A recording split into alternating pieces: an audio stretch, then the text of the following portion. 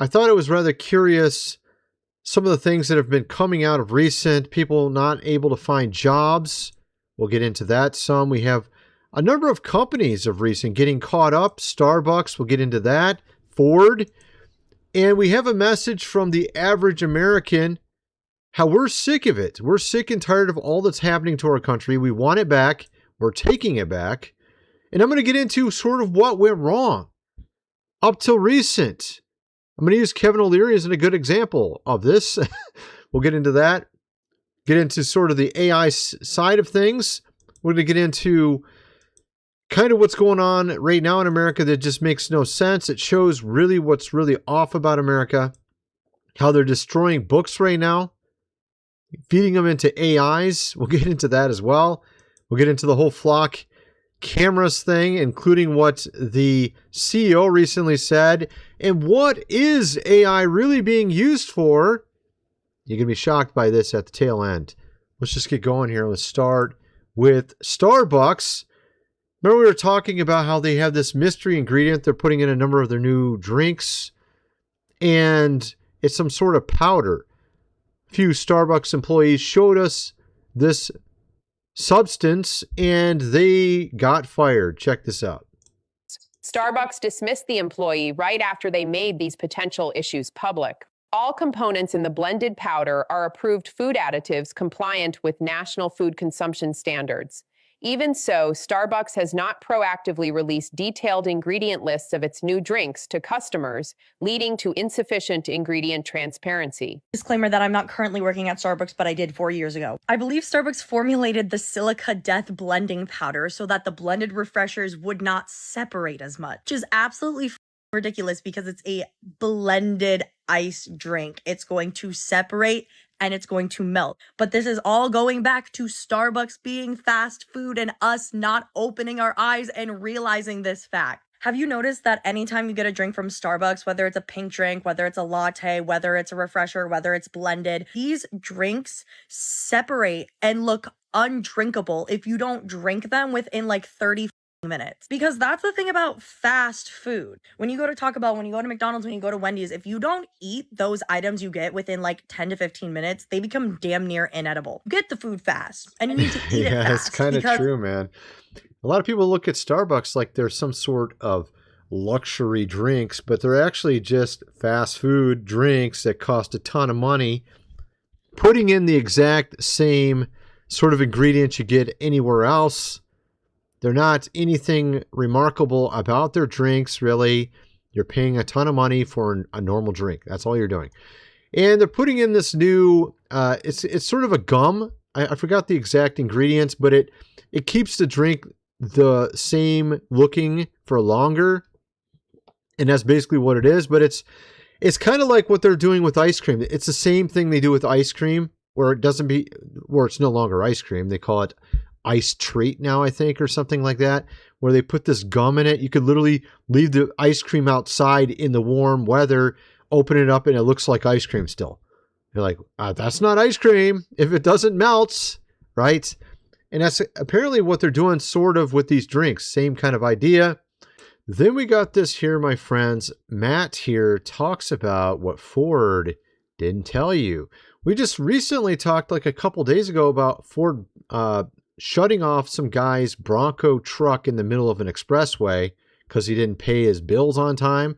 Apparently he had not paid for his truck payment. They literally stopped his truck in the middle of traffic. Now we got another story about Ford here.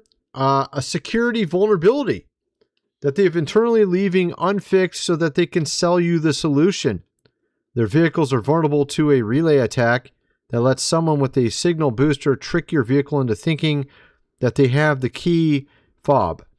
Ford knows this works and your vehicle could be stolen, but instead of fixing the security issue, they're charging customers $8 a month to protect them from this hacking. So instead of admitting a fault and fixing it, they're instead turning it into a money-making machine. And this actually leads into, this is just one example of what's wrong with what currently is going on around us, capitalistic-wise. Let's just play this real quick. And normally your key fob only unlocks your car if you're within a couple of feet of the vehicle. But the signal booster tricks your car into thinking that the key fob is right next to the door. The thieves then unlock the car, start the push button ignition, and they drive off before you realize what's happened. Now with the Ford security plan, the start inhibit will stop this kind of attack. It will prevent anyone from starting the car with the fob unless the start inhibit option is disabled in your Ford app. So in other words, Ford wants to charge you a monthly fee in order to correct a security vulnerability that they have built into every single one of their vehicles. So instead of a... This is so ridiculous. And this is just yet another example of them trying to get money from a subscription or some other thing. We already talked about what they're doing with refrigerators in 2027, that they're going to start charging you for your own ice maker. A monthly fee after the first year. First year's free. First year's free, but after that, you got to pay a monthly subscription for ice. And they want you to pay a monthly subscription to keep someone from breaking into your car when they could easily have done the software correctly in the first place to avoid that from ever happening.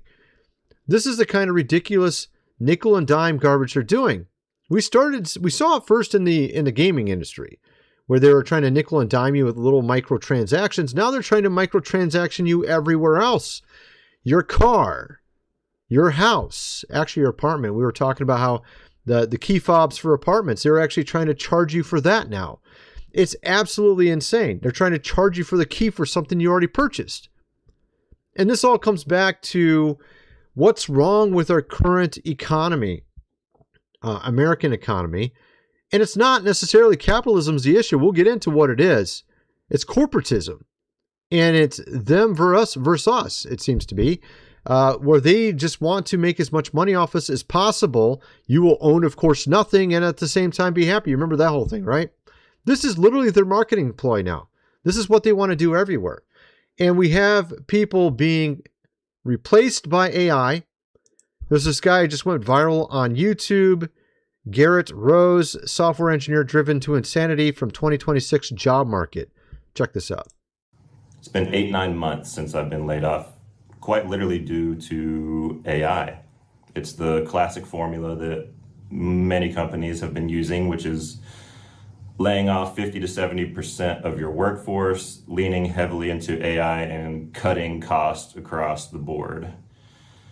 And to be fair, with my experience of talking to many CEOs in this 9 months and founders, it's not working. That's a whole nother topic. I don't want to get into that. Well, I'm actually going to get into that in a minute here, by the way.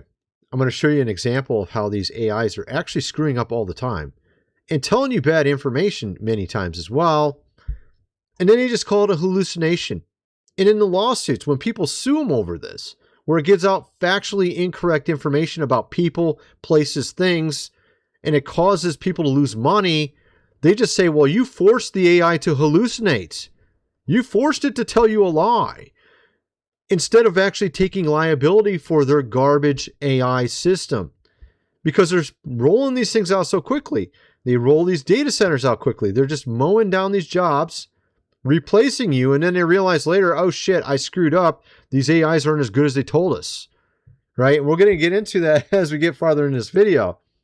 But we have Americans already realizing what's going on around us, how the job market's getting worse, how the food is getting worse, how it's very difficult to have the American dream anymore. You can't even own a house. It's very difficult to own a home now. It's difficult to make enough money to pay your bills. It's gotten ridiculous. And it is the haves versus the have-nots. And it tends to be that the haves are 10% of the baby boomers who tend to own everything. Matter of fact, almost 50% of all the wealth of America is owned by these 10% within that certain demographic. Now, of course, the other 90%, they're not a part of it. As you'll see in the next clip here, they're in the same boat we are. But it's just interesting watching all this. We the people want our country back. And we're not asking you to give it back. We're telling you we're taking our country back. Oh, you think you're free in this country? Okay. It's an illusion. You wait till your car doesn't start. They shut off the power on you. You can't access your money in your bank account. They are building an electronic cage around you, around your children. Now, these guys are probably not boomers, obviously. Maybe they're like my age even. I don't know. Well, this guy's probably older than me, and the other guy is definitely older than me. But you know what I'm saying? They're obviously 50 or older, something in that range, right? The fact is, though, a lot of younger people are finding it very difficult to buy a house, to actually afford anything. I mean, I saw, like I mentioned in a previous video, a new doctor makes about $80,000 a year, and some of these really small houses, you couldn't even afford it as a doctor. It's just, insane, right? It's literally insane. Children, their future. All these corrupt politicians are all a part of it. All of them. Every single. And of course, I'm going to show you the perfect example of who is really behind this. A perfect example, Kevin O'Leary, and I'll show you that in a second. Here's kind of like a sort of a summation of it. This guy obviously is younger. I don't know if he's trying to say all baby boomers. I don't think he is. I think it's actually only 10%, but According to the Federal Reserve, baby boomers have officially become the richest generation to ever live, holding over 51% of the nation's total wealth. And as emerging generations inherit a national debt set to grow by 63% within the next decade, a collapsing job market, record housing prices, and a cost of living crisis, it raises a question: why did the richest generation in history sell out the nation's future? While baby boomers came of age during... Now here's the interesting part. It isn't the baby boomers, but it's actually 10% of them. The other 90% are in the same boat we are in. We're all in the same boat for the most part. It's just 10% at the top in that demographic that are not passing on your wealth. And matter of fact, Kevin O'Leary is literally the perfect example. I saw a clip that came out today on X where he mentioned that he had nothing in his will for his son. Okay, like what the hell? This guy is, I mean, he's really the perfect example. And he's literally dying over a Rolex. This is the kind of priorities this guy has. It's a joke. Kevin O'Leary says he begged Rolex for a mythical $1.8 million watch, then cried when the box opened. A watch tells you the freaking time. That's literally all it does. It freaking tells you the time. And he's crying over a $1.8 million watch. What kind of priorities is this? Is the grail piece of all watches. It is the white gold, ruby and diamond Daytona. Grown men weep just looking at pictures of this mystical. No. People like you weep over this stupid ass watch. Does it exist? And I got on my knees and begged for it. Like literally worshiping this Rolex watch. He's begging on his knees. Said, could you consider, just after all our relationship time together, and I've been... Bro, you can see where his priorities are. Okay, I understand some of what he does is, get tough with people so that they turn themselves around. But that doesn't work when the whole game is rigged against you now, which it is the case for the younger generation compared to his generation, right? It is a little bit, and actually within his generation, there was also another factor, and I can't get into all the complexity here, but there was one factor that really defined whether you're going to make it or not make it, and even in his generation. So it's not like it's all simple. But the point is this guy is perfect example of what's wrong with our society right now. Kevin O'Leary says he's informed his son that he'll be left without absolutely nothing, and it turned him into a Tesla engineer. So he actually used this story to say, hey, look, I'm going to give you nothing, and it made his son work really hard. Okay, I guess that works out in the end, right? If that actually can happen, if that actually can work in your situation. If there isn't a whole thing rigged against you, where you have, it's kind of like when you go to the carnival or the fair, and you're trying to throw the ball in the hoop, and the hoop is literally too small for the ball to fit through. They have the thing rigged against you so you can't actually win the game. And this is what I believe this 10% did, is they rigged the game against everybody else. And then they just tell you to pull yourself up by your own bootstraps, which you could maybe do in some cases, but not every case. That's the entire point behind this. So he told his son he's going to get nothing while he worships a Rolex watch that costs $2 million. That's how dumb this is. This is the guy that's building data centers, okay? And he was accusing China of secretly funding every protest against them in America. Like, Americans really do want these. They really want them everywhere. They want the cameras everywhere. This is what he wants you to believe. And he thinks it was China only behind this protest against what he was building in Utah. Okay? Let's see if I can pull this up. This is pretty ridiculous. Actually, where did I have it? I had it at the right spot. I don't know where it was now. AI, and you can't have it without data centers. You actually need the underpinnings, the infrastructure. And so that debate, that narrative's going on. But there's a dark side to this that I've only started to bring forward in the last couple of weeks. I discovered this in Utah, that there are some nefarious forces. Arabella is the name of it. I didn't know anything about it, but I was wondering who was spending all the money in Utah with all that misinformation about what the data center was going to be, talking about using water we weren't, or using power we had no intention to, or 40. Well, actually, we already know that was happening. They were using water, and sometimes, and we have stories that came out that I covered where they were stealing water. And then on top of that, they were causing electrical bills to go up and water bills to go up. Our president even addressed it. So Kevin Leary, you're the one that's actually incorrect here. It's just kind of amazing. This, of course, was from May. And now we already know it was true. They were literally doing this. 8,000 acres, that's complete BS. It was all lies. And I said, who could afford that? So I've hired a bunch of forensic auditors, and lo and behold, it took me back to the Chinese through Arabella. Neville Singham is his name. He's funding all. It's just amazing. You know, like he's got such a disconnect from the rest of society and he has no clue what's going on. Now, I was watching this other guy. His name's Ben Jordan. He's got a sizable channel here on YouTube. He talks a lot about data centers and sort of the history of America.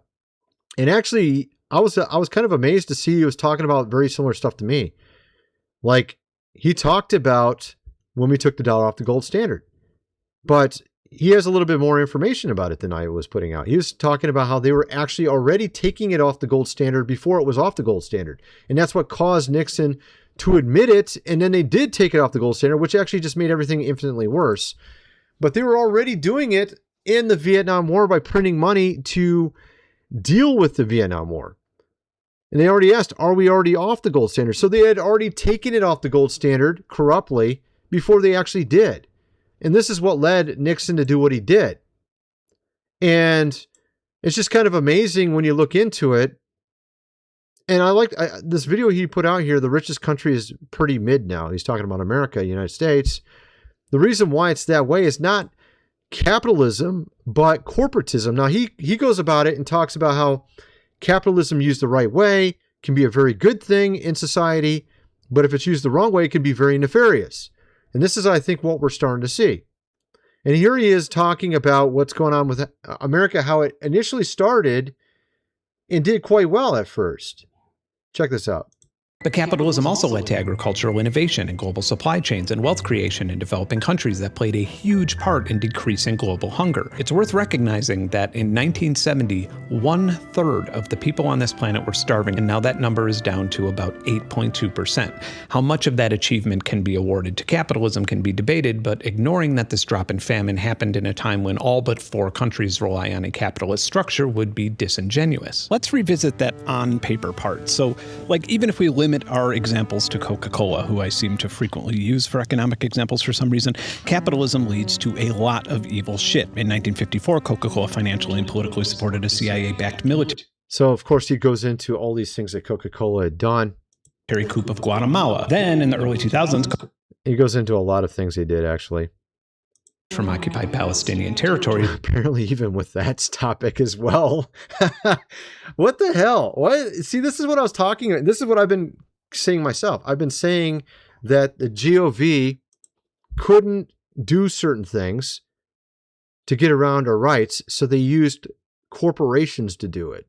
So these corporations are now getting involved politically. These corporations are the ones taking, of course, your rights, like you see with these cameras being put up everywhere. And so it ends up being sort of a third party that does the will of whoever. And I think the whoever is these people in the back rooms that got lots of money and control. Now, of course, like I mentioned, 10% of baby boomers own 50% of the economy. They might be some of the people in the back rooms right there. The very, very rich amongst those. Of course, a lot of baby boomers are not rich. But my point is there's this very, very rich uber class and then all the rest of us. And I feel like they want you to be divided, all of us to be divided, left, right, whatever, and fight amongst ourselves while they're taking advantage of the situation. They're the real issue, but they want to remain faceless and tell us that actually we are fighting each other and that, no, that guy, that side's the problem. No, that side's the problem. In reality, they're the problem. And they don't want us to know that they're the problem. And they're the ones owning everything, telling you to do these things and telling you what to not like and what to like. See what I mean? So it's really interesting in that respect. Now, what he was saying, so I actually like a lot of what this guy's saying, because he points out how capitalism is actually a good thing when used correctly, but it can also turn into something very bad or nefarious, corporatism, when used incorrectly. Now, of course, there's a lot of people out there now saying, oh, we need communism, but communism, we already know the history of that. And of course, a lot of those are proponents of communism are like, well, no, those are just failed attempts. Well, I guess every single time they did it was a failed attempt, apparently, because all of them failed. Even North Korea is a failure because they're funded by China, which is half or pseudo-capitalistic. And if China didn't fund North Korea, it would have been gone a long time ago. It would have literally went bankrupt and collapsed, just like Russia did. So communism obviously isn't the answer, but they want you to think that too, because that, guess what? Those same people that have the power and the money can just swap over there and be at the top there. And it's even worse in that case. It's way worse than capitalism in that case. So the point is that we need to work into this flawed system and fix it. Fix this flawed system. But Google has deprioritized it. Oh yeah, this is okay. So this guy here, this is the same guy, Ben Jordan. He's talking here about AI and how badly it's incorrect in a number of cases. So we're actually replacing everyone with AI, their jobs with AI, building all these data centers, when in reality, the thing can be wrong a lot of the time. And he shows a perfect example here. And I'm going to show you some other stuff that AI is doing as well, or what the people that own these companies are doing. Its functionality as a search engine and replaced your experience with Gemini. I suppose to an extremely optimistic user, this is an evolution of a search engine. Now, instead of having to look around and sort through important context, you are instead served an answer to your question whether you desire this feature or not. Here's an example, and I literally just tested this on the first try. Yesterday, The Verge published a short interview with me where I was asked, what is your happy place online? So let's just skip the chore of reading an article and ask Google. It turns out that my happy place online is a VR game for MetaQuest called Walkabout Mini Golf, which is weird because I have no idea what the fuck that is. This is because Gemini has confused me with Roger Lynn, the creator of the MPC drum machine. My actual answer to this question was a free music programming language called Strudel, and this information is literally in the metadata of the first link in the actual Google search. There are some differences between my actual life and my Gemini life. Gemini claims that I married some lady named Jackie in 2021. And approximately 7 years ago, I started bleaching my eyebrows platinum blonde to match my hair. Then I switched to shaving after reading about the chemicals in the dye. But I now really like having no eyebrows because it allows my eyes and lips to stand out more. This is all innocent and amusing until it's not. Of course, he goes on and shows some numerous other examples where he gets everything completely wrong about his life. Even his own political viewpoints, it completely misrepresents him on that as well. I actually did a search on myself like a month or two ago, and it had completely incorrect information about me as well. And it's interesting because they try to say that this is the AI hallucinating. And I actually can see what they mean, but it's actually a lie. So once what it was is I was doing a search on some other topic, and I was talking to the AI, and then I switched to a new topic, and I said, hey, what about this person named Tony Woodcock? Me. I was talking about myself, right? And I typed in my name, and I actually typed in my account and all that. And it gave me false information about myself, but it was related to the first thing I was talking about. I'm like, why did it link these two together? Just because it's a conversation? Which makes me think that this AI literally is just bullshitting half the time. Like literally bullshitting and just making shit up as it goes. Sometimes I think most of the time it's probably getting stuff right, but I'm thinking sometimes you can very easily get it off track, start making up stuff. Now they claim it's hallucinating, but no, it's not hallucinating. It's lying. It's just giving out false information. It's guessing. And apparently it guessed on this guy's political viewpoints, and it was completely and utterly wrong. So it's just kind of funny like that everyone's putting stock in this AI that gets stuff wrong all the time. And you can easily make it get things wrong. simply just confuse it a little bit. Just talk about a couple random topics first, and then ask it about another topic, and it'll get all the stuff jumbled together and screw it all up. And you're like, does this thing actually know anything? Of course, it does know something, but I kind of feel like I heard someone describe what AI is like. It's like a sophisticated moron. It's like sophomoric.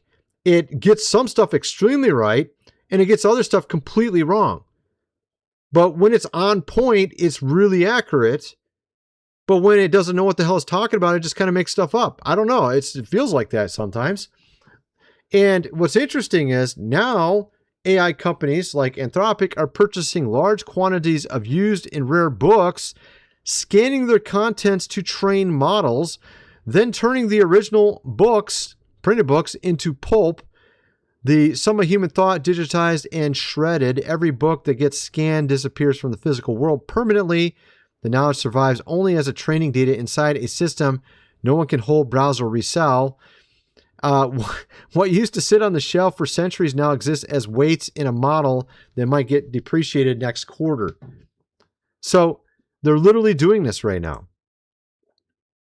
They'll cut these books, scan them. In some cases, they're not cutting them, but in a lot of cases, they are. And then they just get rid of the book afterwards. And you know how these AIs are, right? Unless you ask specifically for the book, it ain't going to ever talk about it. And the question is, will it even remember what the book said? Or will that get deleted as well? And it reminds me of kind of like the Library of Alexandria, the Vatican even, just mysteriously gets burned down 2/3 of the way. The Vatican Library had a fire early on. I think it was founded in like 1475 or something, somewhere around there, 1475 AD. Vatican Library was founded somewhere in that range within 10, 20 years. And then mysteriously in 100+ years, it has one fire, then it has another fire, and just keeps having fires. And pretty much 90% of it's been burnt, gone, of the Vatican Library. Then you have the Library of Alexandria get burnt down. Now you got books being shredded for AI to read. Apparently, that's what they're going to do now. They're going to just burn or shred all the books and then burn them. And then you won't have any history left because the AI is going to malfunction or take over or whatever, you know what I mean? Who knows what it will do. Here you have Glenn talking about it. Check this out. Now, Anthropic is one of the largest artificial intelligence companies in the world, and they have launched a project called Project Panama. And its goal is simple and ruthless. Acquire every book in the world that you can, scan it, and destroy the original. Why not give them to libraries? Now, this was not an accident. Bro, the funny part is they actually have very advanced machines that can scan these books without cutting them up and destroying them. So why don't they just use these other very advanced scanners to scan instead? Why do they have to use the one that has to destroy the book? This is not a warehouse mistake. That's the process. They had already... I've already seen this machine that actually works without cutting them, and it's pretty efficient. So clearly there's something else going on here, I would say. Or they just more concerned about the speed that they get these books in rather than the books being around anymore. And that should show you where their priorities are. They really don't care. They just want to make their money. And that's what it seems to be these days. Is it's all about corporatism. Is make as much money as possible, fire everybody.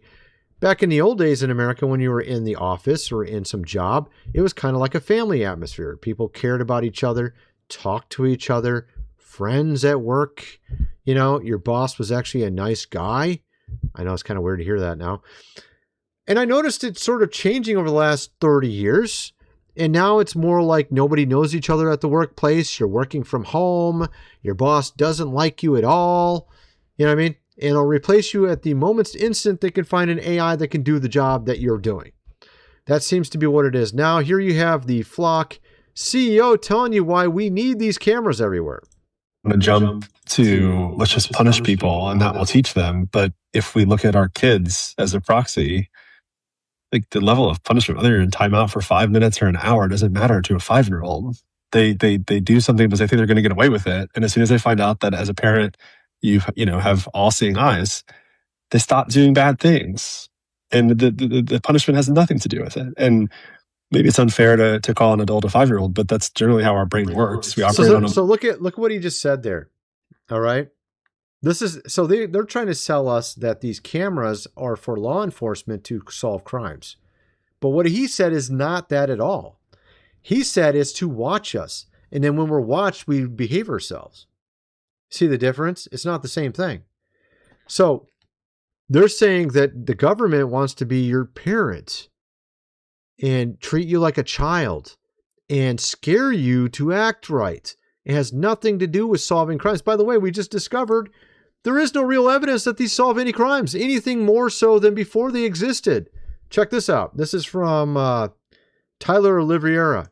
Flock admits that the core question of whether these crimes otherwise would have remained unsolved in the first place was never tested. And that question, in their own words, is unlikely to be solved at scale via quantitative analysis. Translation: the proof doesn't exist. And by their own account, it may never. The strongest independent evidence for ALPR technology closing cases is a 2019 study of a different company's cameras, which found clearance gains for auto theft and robbery that were not statistically significant once researchers controlled for other factors. So because there's so many pieces of evidence that goes into a case, these cameras didn't actually aid their case any, from what they can tell, not in a statistically significant manner. So these cameras don't actually solve more crimes, generally speaking, overall. And going back to the CEO's own words here, it sounds like it's about being big, of course, brother, watching you, making sure you keep in line. Sounds a lot like what we've been talking about for the last decade that they want to do. They're now doing it. Not rocket science. So it has nothing to do with solving crimes. It has to do with watching you.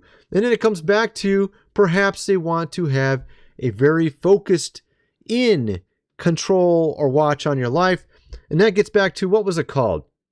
I'm trying to think of the word they're using. It's something that's being done essentially in Europe, particularly UK right now, where they punish those that follow the law, while those that don't follow the law, they allow to do whatever they want. Why do they do that? Well, if you allow the criminals and thugs to actually do whatever they want, then you have an excuse to cause more stringent laws.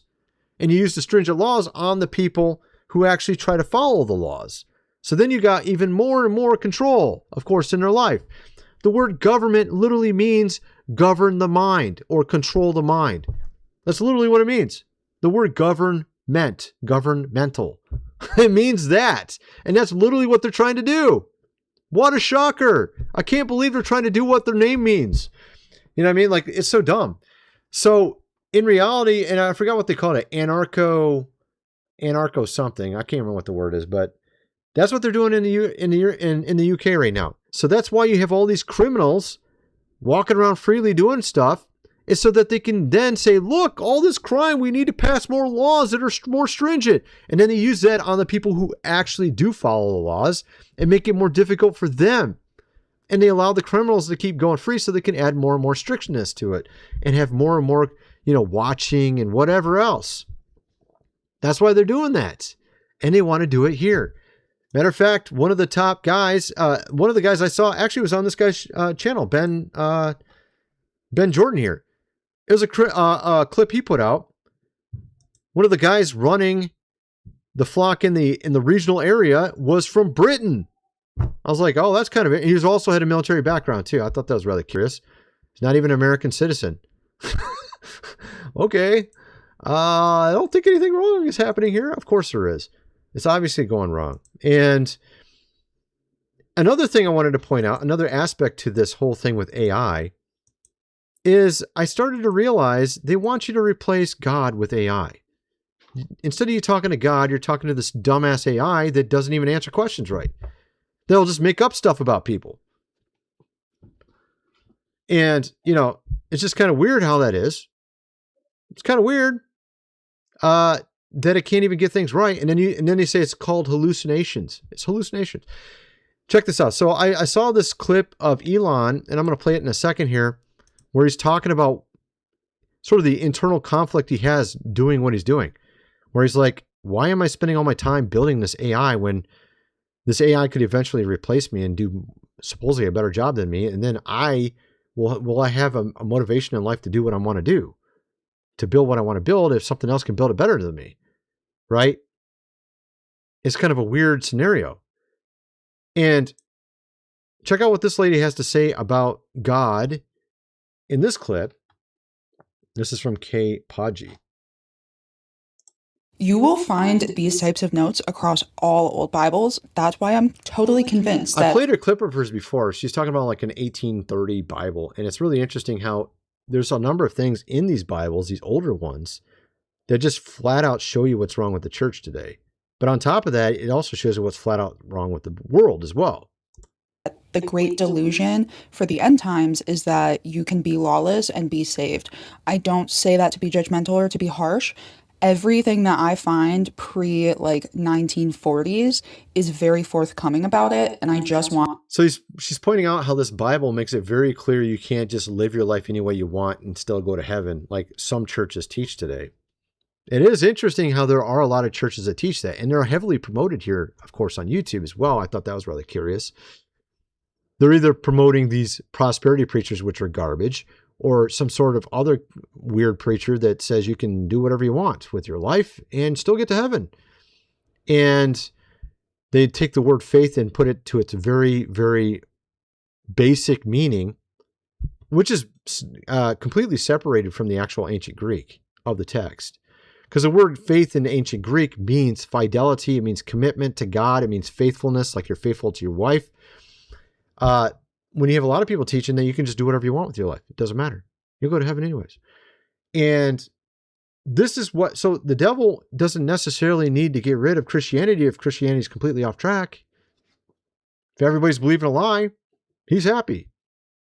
See what I mean? That's why the devil got into the church.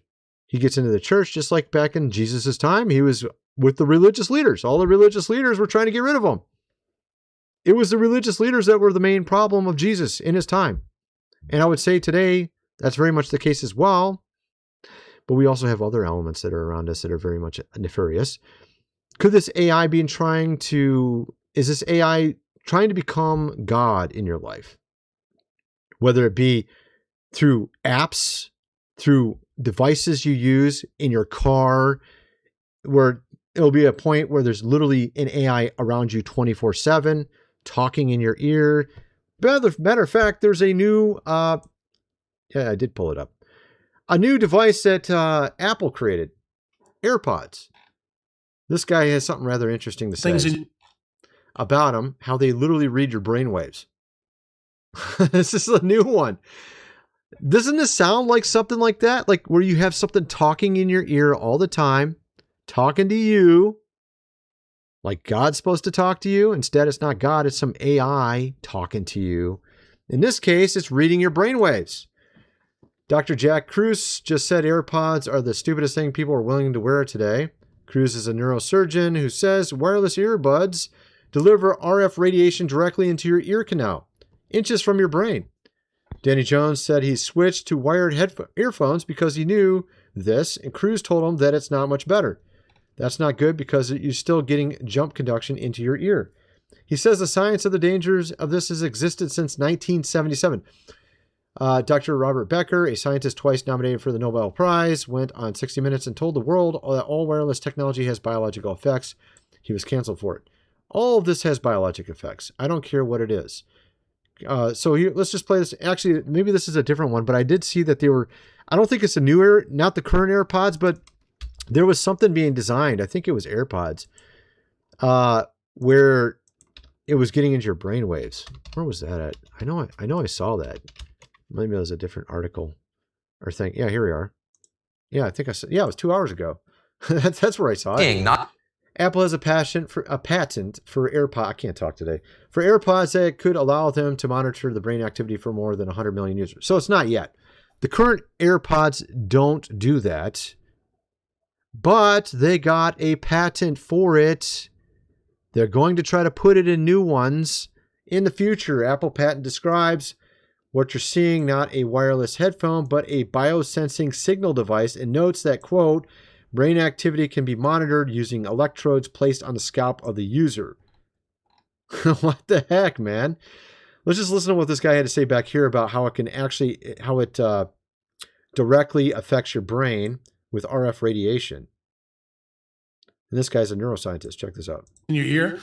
Dude, that's the stupidest thing you could ever do. I stopped using them a few months ago. I got the wired ones now. Yeah, that's not good The either. wired ones probably aren't good either, No, right? because you're still getting jump conduction into your ear, which will bring you to my work. My work is the next level of Becker. Like if Becker had lived, he would have looked for the source of the DC electric current. Well, we found it. I don't care what it is. Like you put those Apple things in your ear.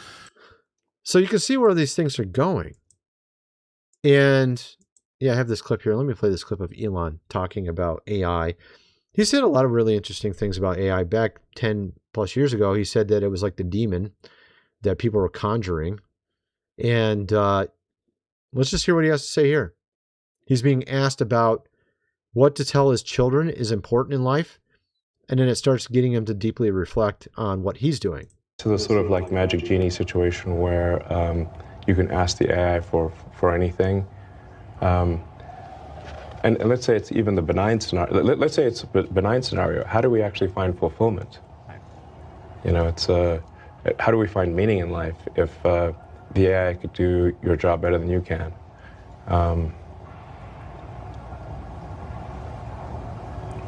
I mean, if I think about it too hard, frankly, it can be just dispiriting and demotivating.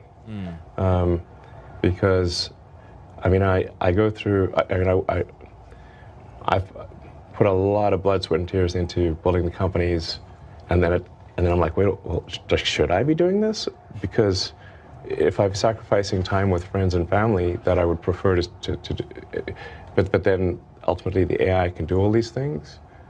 Does that make sense? I don't know. To some extent, I have to have deliberate suspension of disbelief in order to. So he actually ignores this little voice in his head saying, maybe this isn't a good idea to build this. And I would say this guy's probably one of the most sane of these AI developers, although I don't agree with him on a number of things. The fact is he's at least got some sort of morality. He's trying to think straight a little bit, more so than the Peter Thiels, the Sam Altmans of the world, who seem to be pretty much crazy as far as I can tell. All there for the money. As much greed and much money as possible. Don't care if it leads to the end, of course, of the world. They don't care. See more value in that gold than actual human life. I mean, so the way I look at it, we're definitely going the wrong direction. I think that, comparing capitalism to things like communism, obviously capitalism is better, but the problem is we have very immoral people, very corrupt people, of course, at the top. That leads people to not like them, to not trust them. And that leads some people to say, well, maybe communism is better, which it clearly isn't because we've seen its track record. In reality, what we need is God back here in America. That might help a little bit more, I would say. Obviously, if people are very selfish, they don't think there's a God, they're creating their, sort of nefarious technologies, it's going to end up not good in the end. So, anyway, that's my video. Kind of want to know what some of you guys think. Let me know in the comment section below, and thanks for watching.